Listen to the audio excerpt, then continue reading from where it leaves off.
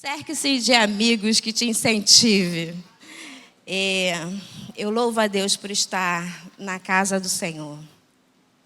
E teve um dia que eu saí da casa do Senhor e disse assim: eu nunca mais coloco os meus pés na igreja. E eu vivi 7 anos afastado da presença do Senhor, dando voltas, né? Como o povo de Israel. E quando a gente é crescido, eu aceitei Jesus com 7 anos de idade. Eu sou Simone, bom dia para vocês, que eu já vim empolgada. E graças ao Senhor que eu conheci aos 7 anos, a minha família pôde mudar a história deles. Meu pai, que era um alcoólatra agressivo, ele conheceu Jesus, a minha mãe conheceu Jesus, e nós podemos mudar um pouco a nossa história, um pouco para quem olha de longe, porque a gente sabe que na família não existe perfeição. E eu saí da igreja magoada, aborrecida, entristecida, e eu saía da igreja assim. Quando alguém me falava, Jesus te ama, você também. Quem já fez isso aí, levanta a mão. Porque eu tinha raiva de crente, eu tinha mágoa de crente. Eu queria ver o diabo, mas não queria ver crente na minha frente. E eu fui trabalhar numa igreja e eu ficava assim: olha lá o crente. É crente. Eu era fiscal de crente. Se vacilasse, eu ia falar: tá vendo aí, Deus? E é crente. Então, esses amigos do meu trabalho, eles me ajudaram muito. Eles tiveram muita paciência comigo. Eu era muito atribulada. E eles foram colocando a palavra de Deus no meu coração. E eu fui me flexibilizando. O que eu quero dizer com isso? A Bíblia diz que nós somos rodeados por tão grande nuvem de testemunhas. Eu era uma testemunha dessa. Eu vigiava o tempo todo. E eles foram um modelo, eles foram um exemplo com as suas falhas. E eu estava sempre medindo o crente. Mas eu media o crente com a minha régua. E a minha régua, ela é torta. Porque a minha régua aponta para mim. Aponta para as minhas dores, para as minhas mágoas, para os meus ressentimentos, para a minha falta de perdão. Mas um dia eu entrei pelas portas. Eu nem ouvi a palavra e eu caí aos prantos e disse: eu não quero mais sair da tua presença, Senhor. Mais vale um dia na tua presença do que 1000 dias na tenda da perversidade, nos bares, em qualquer outro lugar. E eu estou na presença do Senhor até hoje. E quando eu coloco os pés nessa casa, eu falo: obrigado, Senhor, por estar na tua casa. Porque na tua casa há abundância da alegria e eu preciso aprender, conviver em comunhão com meu irmão. Quando eu meço a atitude do outro, eu uso a minha régua. Nós estamos o tempo todo colocando a nossa emoção, o nosso pensamento, a nossa dor em tudo que fazemos. Só que nós não percebemos isso. Nós somos levados pelas nossas emoções, pelos nossos sentimentos, pelos nossos ressentimentos. Porque ficamos o tempo todo sentindo e ressentindo. E quando a gente pensa, a gente lembra de algo que aconteceu lá atrás, o nosso cérebro não registra como algo que foi lá atrás. Ele registra como se acontecesse agora. E perdão, andar em comunhão é uma decisão. E eu louvo a Deus que eu tive que aprender. Não pense que de vez em quando a régua não aparecia na minha frente. Mas eu peguei a régua. De vez em quando eu pego ela, epa, pum, jogo ela no lixo, esqueço ela. E o tempo todo, Satanás, ele vai querer te dar uma régua para você medir. Aí você olha bem, se essa régua não está embutida das tuas emoções, das tuas feridas. Hoje é dia de comunhão. É tempo de cura. No partir do pão. O irmão, ele vai ter falhas. Eu vou ter falhas. Convive comigo para tu ver se é bom. Só quem sabe é Rossano, Carol e Gabriel. Porque não é fácil, não. E na comunhão com os santos, nós precisamos aprender a lidar com o temperamento do outro, com o caráter do outro, com a personalidade do outro. E hoje, na Santa Ceia, trazemos à memória que Cristo, na Santa Ceia, ele pega o pedaço de pão e ele entrega para quem? Para aquele que iria vendê-lo por 30 moedas de prata. Cristo é o modelo. A régua é Cristo. E a régua é assim, ó. A cruz. E é ali que nós devemos depositar as nossas dores, as nossas mágoas, as nossas emoções. Nós precisamos avaliar as nossas emoções o tempo todo. Nós precisamos aprender isso. Por que eu estou sentindo isso? Por que isso me afeta tanto? Sabe? É uma análise minuciosa. Eu gostaria de ler com vocês Gênesis 15, Fabinho. Está aí na tela? Bom, Gênesis 15 diz assim: a aliança de Deus com Abraão. Depois dessas coisas, o Senhor falou a Abraão numa visão. Não tenha medo, Abraão. Eu sou o seu escudo. Grande será a sua recompensa.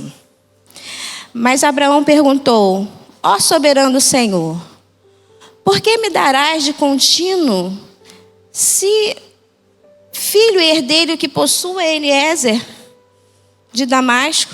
E acrescentou: tu me deste filho algum. Um servo da minha casa será o meu herdeiro.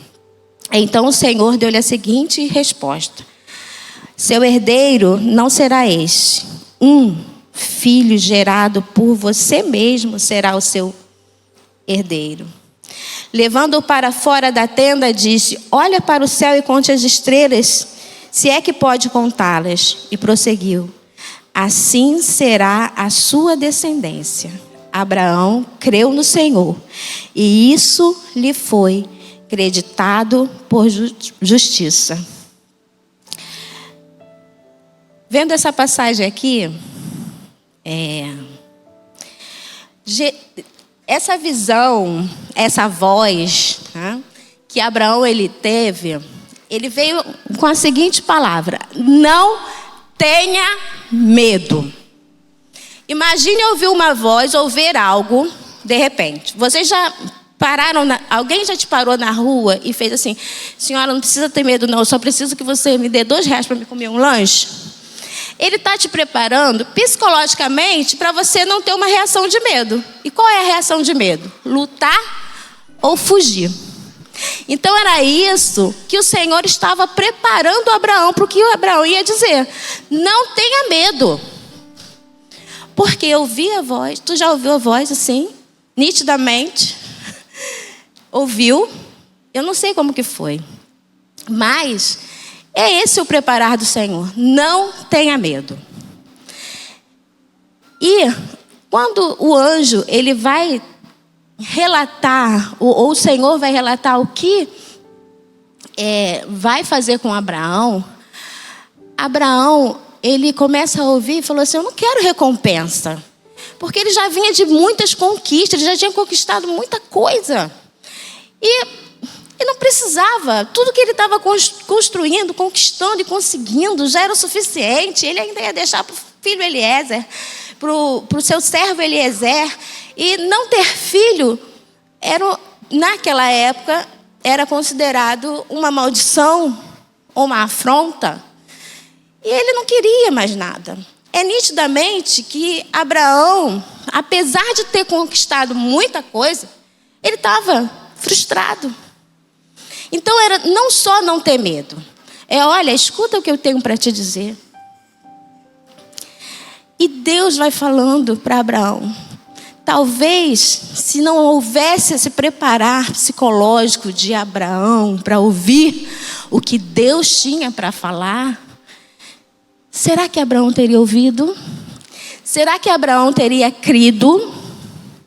Então, quero perguntar para você, quais emoções tem te acompanhado, que quando o Senhor fala, olha, eis que eu vou fazer na tua vida, você duvida. Você autossabota a graça. A Bíblia diz que pela graça nós somos salvos. E pela graça você tem direito à saúde. Pela graça você tem direito a oferecer o melhor para sua família. Pela graça, pela graça. Você autossabota. Não tem autossabotagem? Você autossabota a graça. Mas a graça, né? Não, a crise. Não, a minha idade. Não. A gente vai dando uma desculpa para ficar na nossa zona de conforto. Porque a zona de conforto é aquele lugar que eu já conheço. Ter que entrar na faculdade, ter que ser provado, ter que ser testado, ter que mudar de empresa. Não, deixa eu na minha zona de conforto. Tem que começar um negócio, não, deixa eu com o meu salário. Então a gente vai autossabotando os nossos sonhos, os nossos planos, e era isso. Abraão já estava emocionalmente desgastado, emocionalmente abalado, porque ele devia ter aqui uns 70 e tantos anos, ele já viveu muito tempo sem ter filho. Eu acho que lá até os 40, 50, não sei se naquela época poderia ter, mas ele já estava frustrado. Acho que ele não queria nem ouvir o anjo mais. Mas ele ouviu. Ele parou e ele ouviu. E a gente fala assim, a gente mede, né, os personagens bíblicos. Esse é legal, esse é bacana, esse fez isso, esse fez aquilo. Abraão, pai da fé. Se ele não tivesse ouvido, aquietado as suas emoções, ele não ia dar crédito ao anjo. E ele creu. E isso lhe foi imputado por justiça. E o Senhor quer dizer para você nesta manhã: creia somente, e isso te será imputado por justiça. O que você tem sabotado dentro da graça que o Senhor derramou para você? Aí nesse percurso de Abraão, que seria o pai de uma grande nação, seria o pai de uma multidão, a gente vai encontrar que Sara, em determinado momento, ela começa a ter uma ideia que não é uma ideia. Na verdade, Sara traz o que está no contexto cultural daquela época, daquele povo, daquele lugar. E existia uma lei que quando o seu senhor e a sua serva e os donos que tinham serva não podiam ter filhos, ele podia pegar aquela serva e ter filho com aquela mulher. Era um contexto cultural. E as pessoas falam assim, não, Sara teve uma ideia, só pode ser o diabo que tem. Gente, ela estava no meio daquele contexto, vai ver que é isso. Eu não posso ter filho, estou impedindo Abraão de ter filho. Aí ela, não, vou fazer igual o povo daqui faz, então vou pegar a minha serva e vou dá-la para Abraão para que ela possa procriar. Abraão concorda, aí dele, se não concordasse, imagina. E Agar, ela tem o filho, né? A gente sabe a história. Só que, com o passar do tempo, Agar engravida e ela começa a se ensoberbecer. O medo de Abraão foi contido. Ele passou a crer. Sara teve medo de Abraão não ter descendente. ela pega um contexto cultural e traz para dentro da sua família. Trios amorosos nunca deram certo.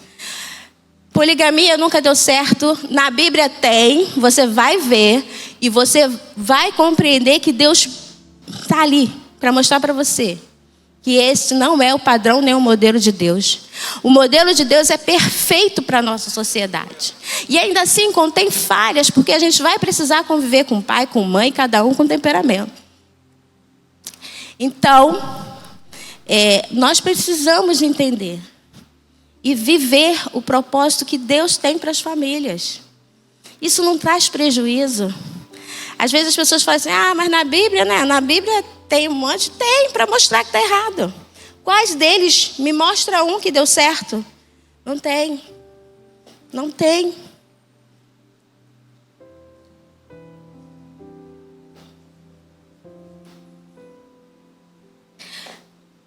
Nós precisamos manter os nossos olhos firmes em Deus, para que a cultura do mundo não embace a nossa visão daquilo que Deus quer. Porque parecia óbvio. E a gente vê as consequências dessa atitude de Sara. E Agar, ela engravida. E ela começa a achar que tem o rei na barriga, né? Era agora de serva de um contexto social. É difícil. Imaginando. Ela agora era a serva que estava gerando o filho de Abraão. Aí a gente vê agora um outro comportamento. Soberba. A soberba toma Agar.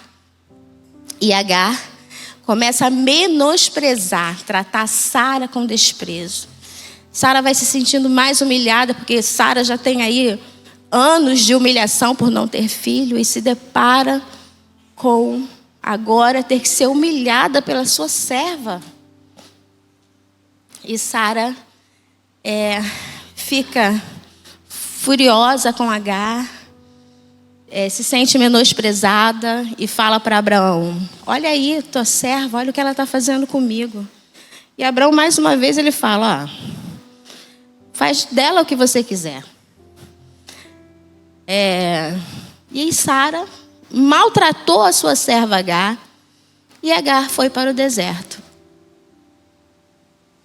Nós vemos o medo, nós vemos a soberba, a humilhação nesse contexto, nessa história.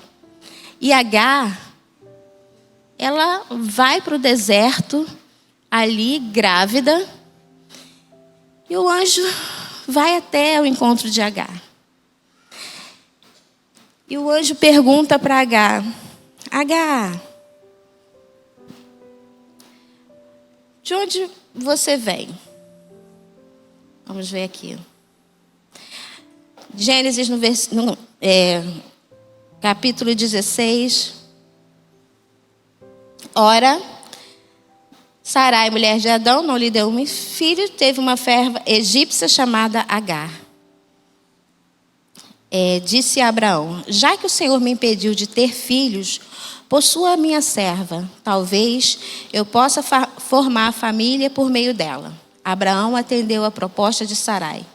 Quando isso aconteceu, já fazia 10 anos que Abraão, seu marido, havia saído de Canaã. Foi nessa ocasião que a mulher de Sarai, sua mulher, lhe entregou a serva egípcia Agar. Agora vamos lá. O Senhor respondeu Abraão a Sarai: sua serva está em suas mãos. Faça com ela o que achar melhor. Então Sarai maltratou Agar, que acabou fugindo. O anjo do Senhor encontrou Agar perto de uma fonte no deserto, no caminho de Sur, e perguntou-lhe Agar: serva de Sarai, de onde você vem? Para onde tu vem? Para onde tu vai? Para onde tu vem? Para onde tu vai? Respondeu ela: Estou fugindo de Sarai, a minha senhora. Disse-lhe então o anjo do Senhor: volte a tua senhora e sujeite-se a ela. E disse mais: multiplicarei tanto os meus descendentes que ninguém poderá contar. Disse ainda o anjo do Senhor: você está grávida e terá um filho, e lhe dará o nome de Ismael, porque o Senhor a ouviu em seu sofrimento. E será como um jumento selvagem. Olha as consequências do triângulo amoroso. Não será, nas suas mãos será contra todos, e a mão de todos contra ele. E ele viverá em hostilidade contra todos os seus irmãos. Este foi o nome que ele deu ao Senhor que lhe havia falado: tu és o Deus que me vê. Pois dissera: teria eu visto aquele que me vê? Antes mesmo de Agar ver, o Senhor já havia visto.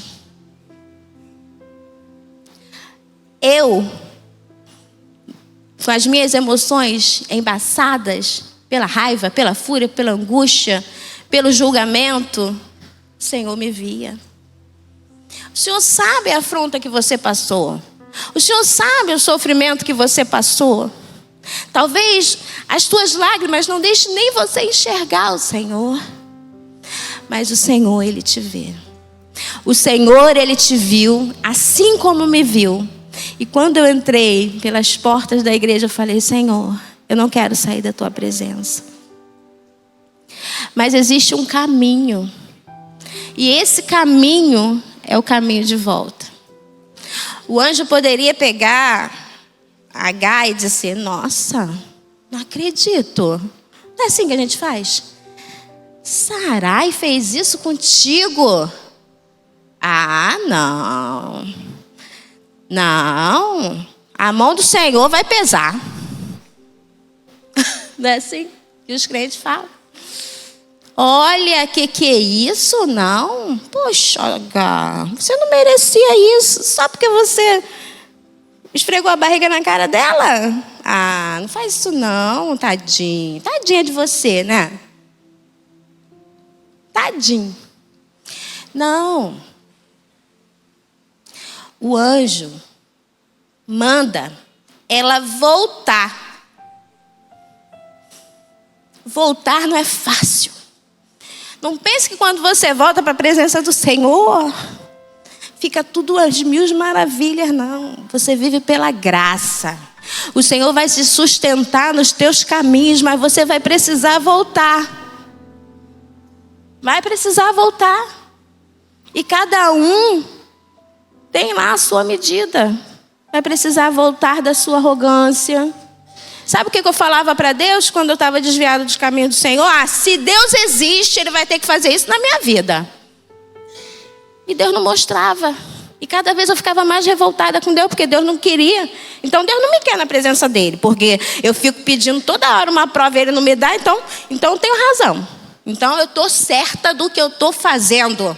Vou cair na gandaia mesmo. Sabe qual era a frase que eu dizia? Gente, misericórdia. Não vou falar não. Eu falava assim: já que é para ir para o inferno, eu vou bem feito.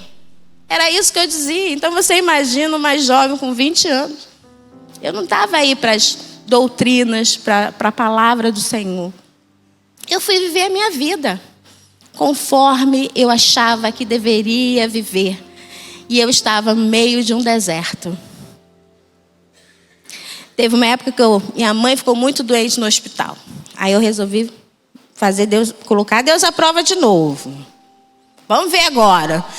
Orava: Senhor, se tu é Deus, tu vai tirar minha mãe do leito. Eu vou para a igreja junto com ela, porque ela está orando também para a igreja, então ela vai ficar feliz. E Deus não tirou a minha mãe do leito. A minha mãe foi sepultada. E eu falei assim: ah, Deus, tu não é Deus, não. Esse Deus não existe. Eu comecei a colocar a culpa da morte da minha mãe em Deus, porque o luto tem a culpa, né? Então eu resolvi colocar em Deus.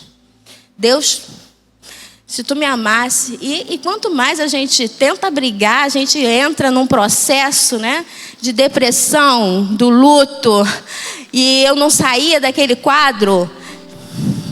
E quem sou eu?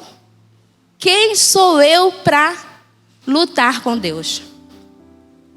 Deus faz do jeito que Ele quer e como Ele quer. E quando eu entrei na presença do Senhor, eu simplesmente fui à igreja. Nem lembro por quê. Mas eu senti a presença. Eu falei, eu não quero mais sair daqui. Eu não quero deixar mais o Senhor. Eu compreendi que Deus me deu, Deus levou. E Ele sabia de todas as coisas. E o Senhor foi trabalhando na minha vida. Do jeito dEle, da forma dEle. Mas eu fui tirando todas aquelas minhas cargas negativas de julgamentos, de pensamento. Fui liberando perdão. E Deus foi trabalhando na minha vida. E hoje eu estou aqui. E cada vez que eu entro nesse lugar, eu sinto que mais vale um dia na Tua presença, Senhor, que 1000 dias na tenda da perversidade. Então, você que chegou aqui, eu nem sei, talvez você está em casa, você está ouvindo essa palavra e você decidiu ouvir agora só mensagem por internet, porque você não quer entrar para a igreja, porque você não quer viver, porque viver em comunhão é difícil. E não foi à toa. E Paulo fala, não deixe de congregar, como é costume de alguns. E a gente vai assim, ó. Um afiando o outro, um ajustando o outro. E é assim que o Senhor quer que a sua igreja cresça. Você não vai crescer sozinho. Sozinho, a gente não cresce. A gente esfria. Porque brasa fora do braseiro, ela tende a apagar. É aqui, ouvindo a palavra, congregando com o irmão, suportando. Vai trabalhar no Ministério de Família comigo para tu ver como é que é bom. Aproveita e faça o pedido. Vai trabalhar com o pastor Marcos. Calma, pastor. Né? Pastor Renato, Arlene, Érica. A Érica tem essa cara de braba, mas ela é um doce. A gente precisa dessa comunhão. E a gente precisa lembrar todos os dias. Sabe por quê? Qual a diferença de Abraão, o pai da fé, de Sarai e de Agar? Deus olha para eles, olhou para a minha história. Deus viu. A gente acha que Abraão só viu Abraão. Deus só viu Abraão e Agar e Sara. Não. Deus viu Agar no deserto. E sabe qual é a diferença? É nenhuma. Deus derrama da sua graça para todos. E quando eu preciso me relacionar com o meu irmão da fé, eu preciso olhar ele com graça. Porque se eu não olhar ele com graça, isso vai me distanciando de um, de outro. E eu percebo que eu não quero mais estar em comunhão. Porque conviver com o temperamento do outro dói. E já ouviu falar que crescer dói? Eu tenho um adolescente que ele está o tempo todo, mãe, estou com dor. Eu falo, está crescendo. Ele ri, porque o adolescente quer crescer. Quando eu falo para ele, está crescendo. Está doendo? Está crescendo. Olha que delícia. Olha que gostoso crescer. É isso. Olha para o teu irmão com a mesma graça que ele derramou para você.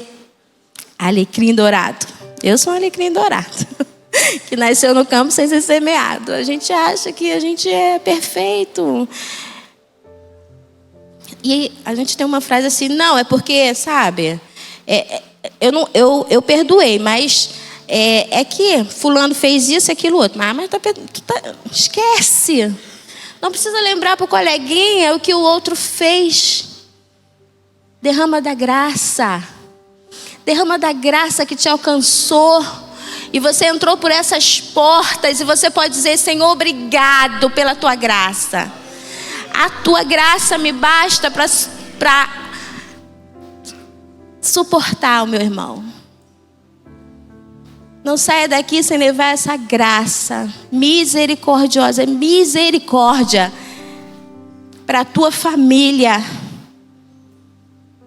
para o teu marido, para a tua esposa, para o teu chefe que está insuportável e você está a ponto de sair. Leva da graça para ele.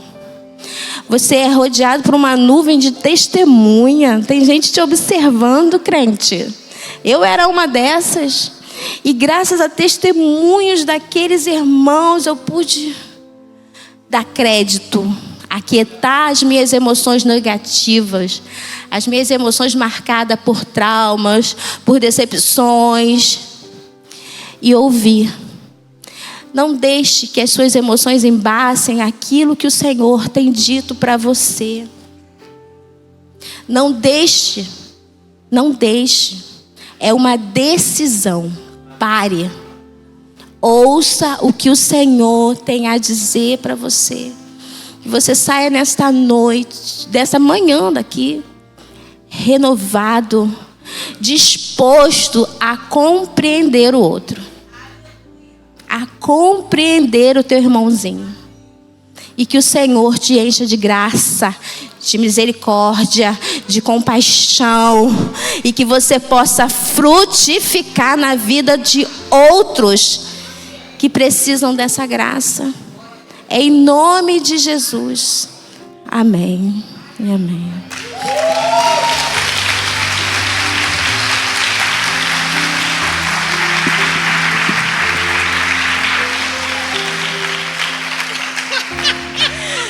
Ó, o pastor falou, semana passada, tu vai pregar. Eu nem falei com ele durante a semana, porque eu não queria. Eu queria que ele esquecesse.